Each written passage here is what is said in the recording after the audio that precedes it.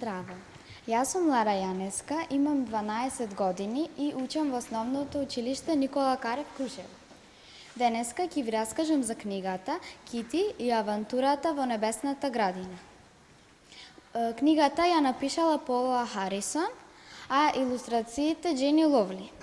Главни ликови во ова книга се Кити, таа била девојче која имала сетила мачка и 4 мачина – Пикси, Тиквичко, Дигори и Дјук.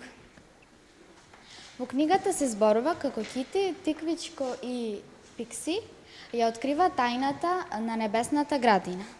Тоа било место чудесно, полно со екзотични растенија и прекрасни украси. Пикси била премногу возбудена дека ја виде небесната градина и сакала да му раскаже на целиот свет, но колку повеќе мачки дознавале, толку подиви станувале. Кити мора да спаси небесната градина од оние кои мисли дека ја уништуваат. Мојот омилен дел е кога Кити ги однесла сите мачки во небесната градина да им покаже како таа ја суредила и новите сакси за растенија. Една висока портокалова мачка ја прашала Кити дали таа се тоа сама го суредила, но Кити ја одговорила дека нејзи помогнале Пикси и Тиквичко. Дигори се врати со една цврста зелена жица.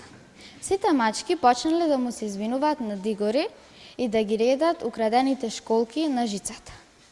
Откако сите ги наредиле школките на жицата, Кити приметила дека фали само една школка.